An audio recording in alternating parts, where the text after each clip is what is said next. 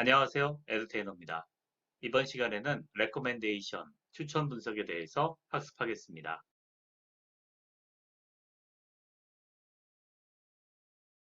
개요입니다. 본 강의에서는 레코멘데이션 분석의 개념을 이해하고 시나리오 예제를 통해 어소시에이션 룰 분류를 수행하는 실습을 진행합니다. 추천, 레코멘데이션은 B2C 마켓에서 쉽게 찾아볼 수 있습니다. 특히 개인의 성향과 관심사에 맞춘 맞춤형 추천은 구매를 촉진하여 기업의 매출을 향상시킬 수 있고 재구매를 유도할 수 있어 많이 사용됩니다. 일례로 넷플릭스는 선택되는 영화의 3분의 2가 추천으로부터 발생하며 아마존은 판매의 35% 이상이 추천으로부터 발생한다고 합니다. 페이스북이나 인스타그램과 같은 SNS 친구 추천도 추천 시스템이 활용됩니다. 추천 시스템의 사례입니다. 책을 사려고 검색해보면 해당 서적과 관련된 정보들이 나옵니다. 동시에 구매한 도서 목록, 그리고 함께 구매한 도서 목록들이 제공되어 교차 판매를 유도하고 있습니다. 견물생심이라고 관련 도서를 보여주면 관심이 생겨서 그 책을 구매할 가능성이 높아지게 되는 것이죠. 추천 시스템의 개념에 대해 알아보겠습니다. 추천 시스템, 레코멘데이션이란 개인 맞춤형 서비스를 제공하기 위해 구매 패턴 등 과거 데이터를 분석하여 상품을 추천하는 시스템으로 추천 시스템은 사용자가 생각하는 우선순위나 선호도를 예측하는 일종의 정보 필터링 시스템입니다. 정보와 자료가 증가함에 따라 사용자가 모든 것을 확인할 수 없게 되었고 사용자에게 가장 필요한 정보를 제공하기 위해서 추천 시스템이 필요하게 되었습니다. 추천 시스템이 하는 일은 크게 사용자가 어떤 상품, 서비스를 얼마나 좋아할지 예측하고 사용자가 좋아할 N개의 상품을 추출하고 추천의 이유를 설명하는 것이 됩니다. 그림은 추천 시스템의 메커니즘을 설명하고 있습니다. 고객이 온라인으로 들어오면 이 고객의 검색 이력, 키워드, 레이팅 등을 이용하여 추천 시스템이 작동됩니다. 물론 어떤 제품들이 있는지에 대한 제품 정보도 함께 사용됩니다. 이후 구매한 상품에 대한 피드백을 받아 데이터로 저장하고 나중에 더 개선된 추천을 위해 사용됩니다.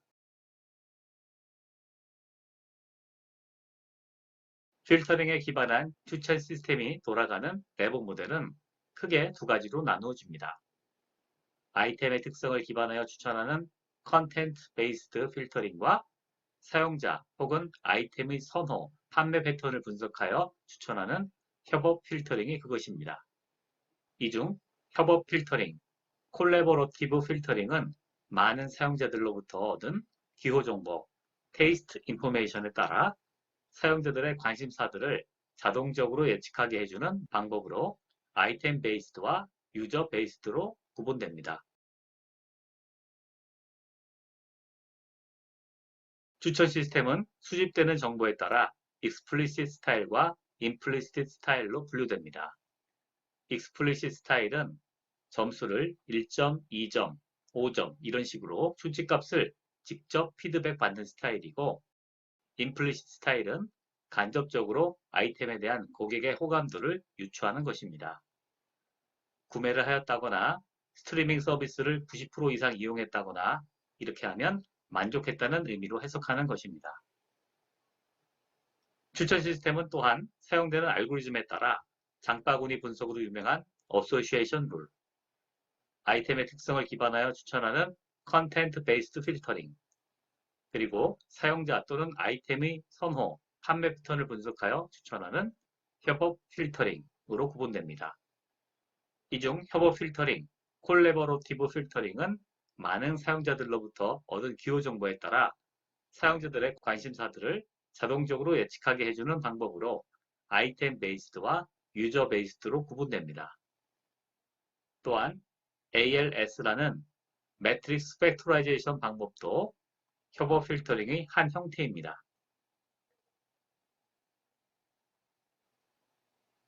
참고로 추천 시스템 분류도입니다. 사용자를 고려하는가, 제품의 특성을 고려하는가, 사용자와 제품 간의 협업 필터링이 사용되는가 여부로 그림과 같이 분류할 수 있습니다. 정리하면 제품에 기반하여 기존 고객에게 유사한 특성의 제품을 추천하는 것이 컨텐트 베이스드 필터링이고, 고객을 기반으로 유사한 다른 고객의 구매 상품을 추천하는 것이 유저 베이스드 협업 필터링이며, 고객들로부터 받은 유저 레이팅을 기초로 유사한 상품을 추천하는 것이 아이템 베이스드 협업 필터링입니다. 자, 여기까지 추천 분석에 대한 간단한 리뷰를 마치고 본 시나리오에서 사용되는 어소시에이션 룰, 연관 규칙에 대해 알아보도록 하겠습니다.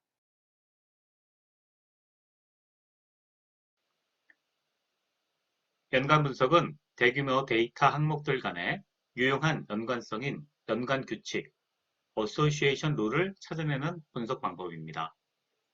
상품 또는 서비스 간의 관계를 살펴보고 거래 데이터로부터 유용한 규칙을 찾아내는 것이죠. 이러한 규칙들은 if then 형태로 생성되기 때문에 이해하기 쉽고 명료하여 실제 적용이 쉽습니다. 맨 처음 데이터 마이닝이라는 말이 나올 때 가장 유명했던 얘기가 기저귀와 맥주가 동시에 구매되는 일이 많았다는 것이고, 이것이 장바구니 분석의 시초가 되었다고 합니다. 연관 분석의 모티브는 장바구니 분석에서 나온 겁니다. 장바구니 분석은 동시에 구매되는 제품들 간의 연관 관계를 알아보는 것으로 각 개인의 장바구니, 트랜잭션 데이터를 가지고 동시에 구매되는 제품들의 연관성을 찾아보는 것이죠. 앞서 기저귀를 사는 사람이 맥주도 사더라는 연관 규칙이 있었다면, 삼겹살과 쌈장을 사면 상추도 사더라는 연관 규칙도 찾을 수 있는 겁니다. 자, 이제 연관 분석의 원리에 대해 알아보겠습니다. 먼저 if then 형식의 룰을 구성할 아이템 셋을 생성해야 합니다. 컨비네이션 문제처럼 아주 많은 조합이 생성될 수 있습니다.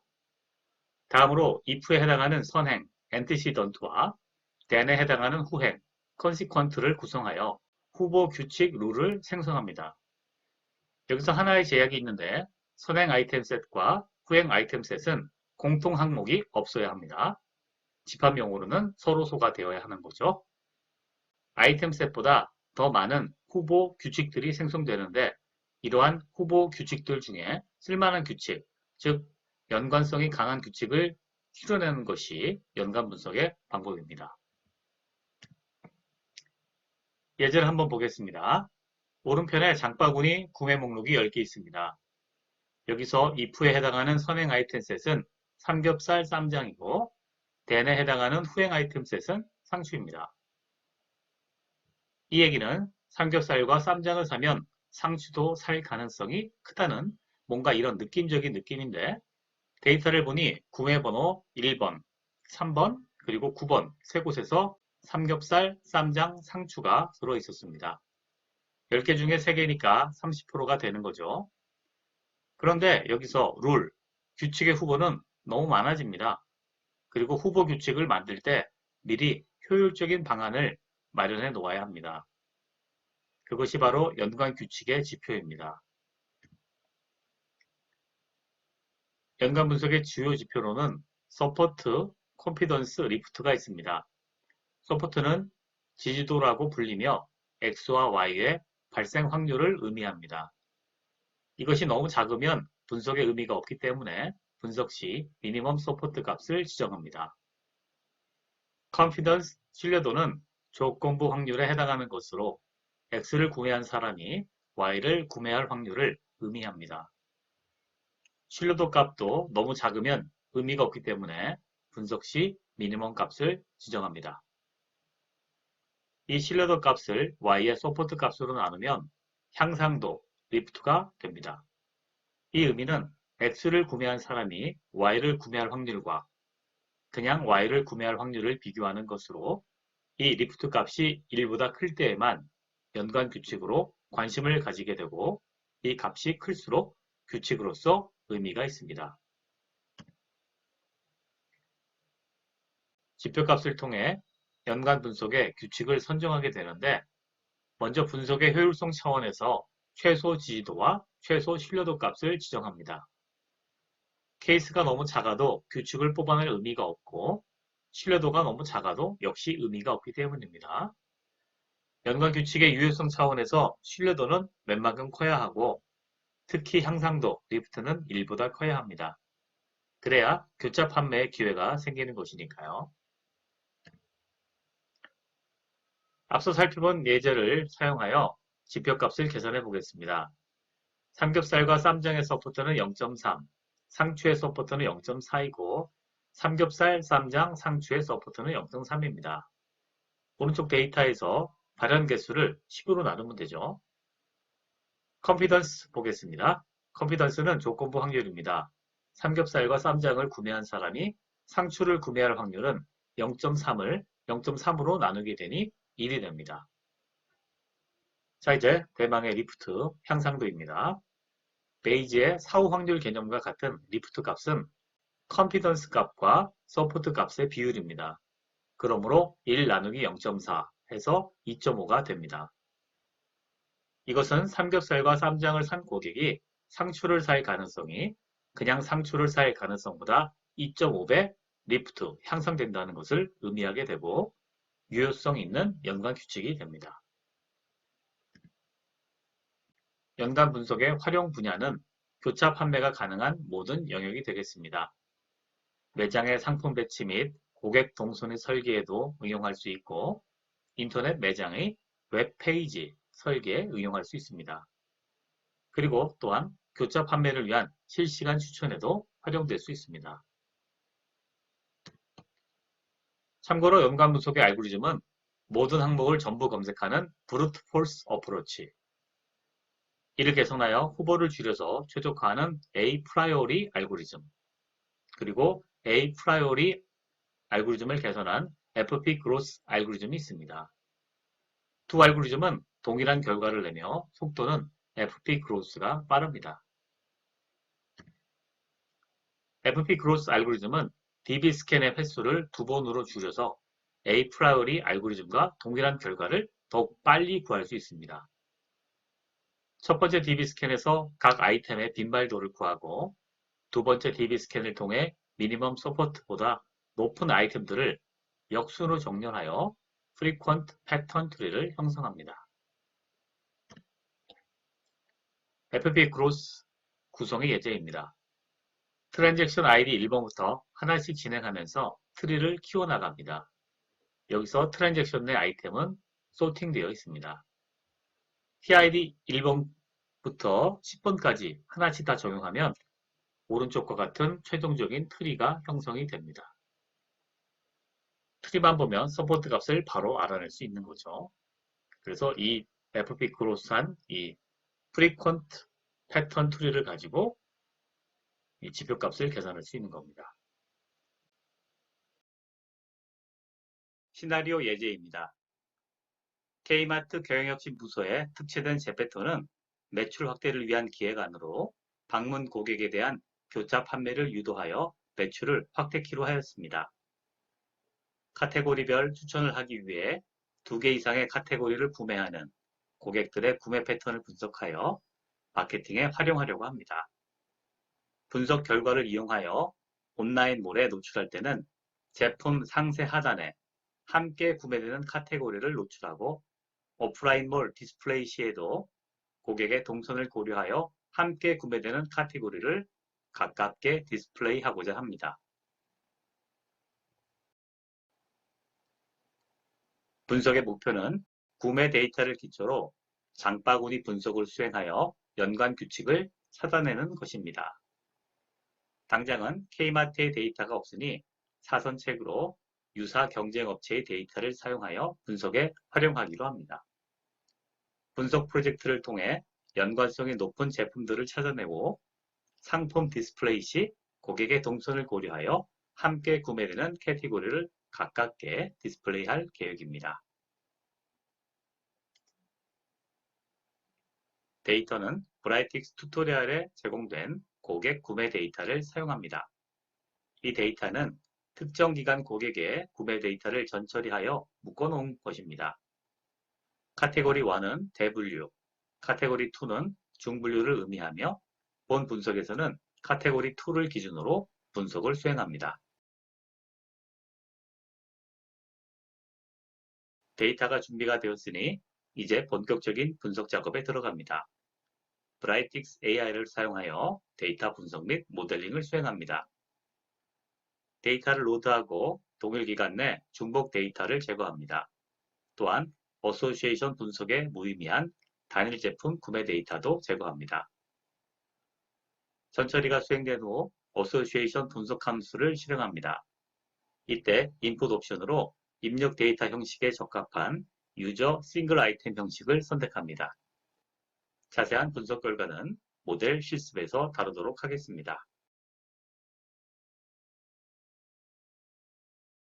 또한 어소시에이션 함수의 옵션으로 미니멈 서포트를 0.005 그리고 컨피던스 0.05를 지정하였습니다. 이후 함수 결과의 해석을 위해 쿼리 exect 함수를 이용하여 결과를 정리했으며 네트워크 차트를 활용하여 연관 규칙을 시각화해 보았습니다. 이 외에도 필터 조건과 파라미터를 바꿔가며 다양하게 시도해 보시기 바랍니다. 자세한 분석 결과는 모델 실습에서 다루도록 하겠습니다. K마트 모델 어소시에이션 룰 살펴보도록 하겠습니다. 먼저 로드 함수입니다. 자, 브라이틱스 튜토리얼에 있는 데이터를 불러오면 되겠습니다. 불러오면 커스터머 아이디하고 캐티고리 1, 캐티고리 2가 있습니다. 캐티고리 1은 대분류고 캐티고리 2는 중분류가 되겠습니다. 전체 데이터의 수는 85,309건이고요. 여기서 보면은 이제 거래한 어떤 목록이 되는 거죠. 자, 이 데이터에서요, 디스팅크를 사용해서 유니크한 데이터만 뽑아내도록 하겠습니다. 자, 뽑아냈죠. 그랬더니 85,000개가 85,000개네요. 이것은 아마도 그 전에 이미 디스팅크를 해놓은 데이터가 지금 저장이 되어 있는 것 같습니다. 자, 원래는 훨씬 더 많았던 데이터인데 85,000개의 유니크한 데이터를 뽑아낸 것으로 확인이 됩니다. 자, 그 다음에 무엇을 했는지 한번 보도록 하겠습니다. 스태티스틱 서머리를 통해서 커스터머 아이디를 가지고 넘버 오브 로우즈를 계산했네요. 그러니까 몇 번의 구매가 있었는지 알아내는 거네요. 그리고 이것을 그룹 바이를 했습니다. 커스터머 아이디로 했습니다. 그러면은 커스터머 아이디별로 몇 개가 주문이 됐는지 확인이 되는 거죠. 자, 그랬더니 이렇게 커스터머 아이디 1번부터 해서 쭉 정리가 됐습니다. 자, 전체 보니까 85,000개의 거래 항목이 있었고 45,000개의 로우가 나왔습니다. 즉, 커스터머 아이디가 45,000개 있었다고 보면 되겠네요. 자, 한번 확인해 보겠습니다. 이 쇼 로우즈에서 보면은요, 5만 개까지 보입니다. 5만 개까지. 그래서 넘버 로우즈를 소팅을 한번 해보면은 뭐 한 개 샀네요. 한 개만 구매한 사람들이 상당히 많군요. 자, 여기입니다. 자, 보니까 거의 2, 3만 개가 2만 개 이상이 여기네요. 자, 23,249명이 하나의 아이템만 산 것으로 되어 있네요. 자, 이것으로 보면 우리가 어소시에이션 룰을 구하면은 뭐 한 개 이상을 구해야 되잖아요. 그래서 이분들은 이제 한 개만 산 분들은 의미가 없는 거죠. 연관 분석을 할 수가 없습니다. 그래서 필터링으로 필터 아웃을 해서 제외합니다. 그래서 엔로우즈가 1 이상인 것만 골라내고요. 그렇게 해서 골라냈더니 21,988개의 커스터머 아이디가 나왔습니다. 자, 이제 이것을 가지고 조인을 했습니다. 조인을 해서 뭘 했느냐? 자, 이제 이 사람들의 거래 목록을 이제 찾는 거죠. 이 두 개 이상 산 분들의 커스터머 아이디를 가지고 이너 조인을 해가지고 이분들이 가지고 있는 이 거래 목록, 장바구니 목록을 추출해낸 겁니다. 그러면 62,000개의 목록이 나왔습니다. 사람은 많이 줄었지만 목록은 거의 뭐 88, 64, 한 뭐 70% 정도, 70에서 80, 75% 정도의 트랜잭션 데이터가 나온 것을 알 수가 있습니다. 자, 이것을 한번 PT에서 확인해 보면은요. 데이터 로드 사용자별 중복 구매 아이템을 제거했습니다. 자, 이렇게 디스팅크까지 작업을 했고요.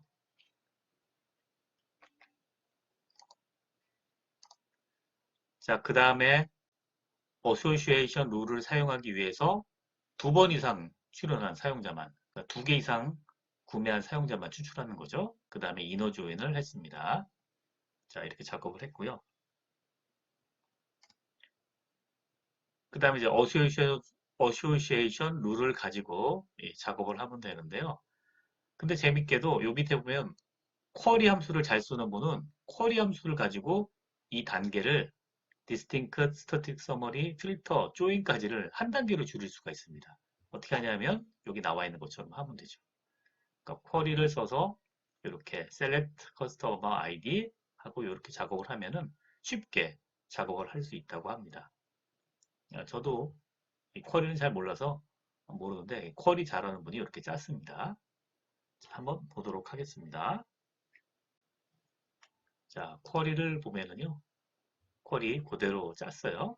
그 다음에 런을 해서 결과를 보니까 21988로 똑같은 결과가 나온 것을 알 수가 있습니다. 그래서 데이터 분석을 하려면은 그 쿼리 SQL로 잘하면 굉장히 편리하다는 걸 알 수 있습니다. 자, 위에 걸로 가겠습니다. 자, 조인까지 해서 그 다음에 어소시에이션 룰을 시도해 보도록 하겠습니다. 여담으로 말하자면 이렇게 쿼리를 몰라도 이렇게 우리 브라이틱스는 distinct, static summary, filter 이 함수를 써가지고 쿼리에 같은 그 효과를 줄 수 있다는 거죠. 뭐 그렇게 생각할 수도 있습니다. 자, 그 다음에 association 룰을 사용합니다. 자, input 타입이 있어요. input 타입은 유저하고 싱글 아이템입니다. 그러니까 유저가 있고 유저별로 아이템을 샀다. 뭐 이런 거죠. 그 다음에 유저 멀티플 아이템도 있고 어레이도 있습니다. 이것은 제가 만든 뭐 함수 사용법에 보면 여기 어소시에이션 룰을 가면 어떤 식으로 사용하는지를 뭐 찾아낸 알아본 그런 유튜브 동영상도 있으니까 나중에 참조하시기 바랍니다. 자, 미니멈 서포트가 0.005, 미니멈 컨피던스로 0.005를 놓고 런을 했습니다.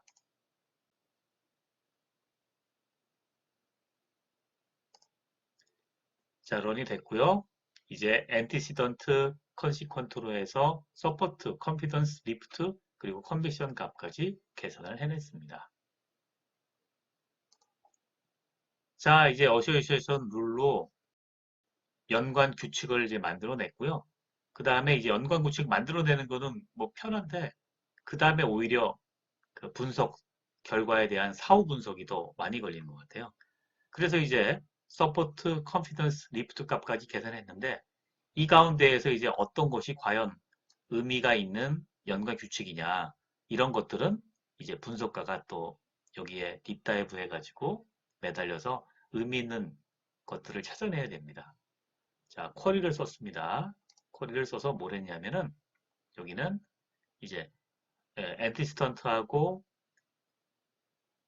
콘시퀀트하고 이제 어레이로 되어 있잖아요. 이것을 어레이로 되어 있는 것을 여기에 찾아가지고 여기 보시는 것처럼 이렇게 테이블로 만들어 주는 겁니다. 테이블로 아이템 1과 아이템 2의 테이블로 찾아주고요. 그 다음에 여기서는 리프트를 또 1로 써줬습니다. 정리해 볼게요.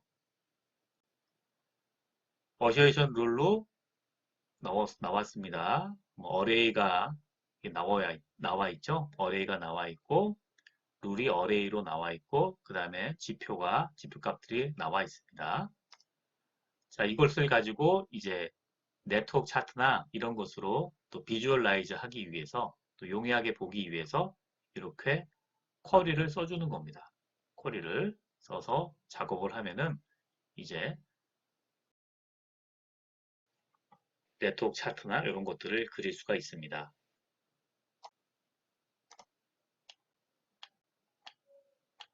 자, 여기 쿼리에서는 이렇게 방금 쿼리를 쓴 걸로 되어 있는데요. 여기 또 튜토리얼에 나와 있죠. 그래서 리프트가 1보다 큰 것만 찾아내는 거고요. 그 다음에 아이템 1을 통해서 여기 왜 이런 걸 썼는지 여기에 대한 설명이 이렇게 나와 있으니까 이거를 참조로 보시면 되겠습니다.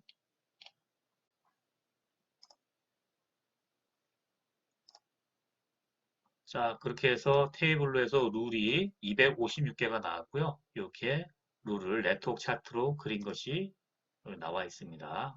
굉장히 복잡해 보이네요. 자, 여기서 이거를 하나씩 보고 룰을 이제 찾아내야 되는데요.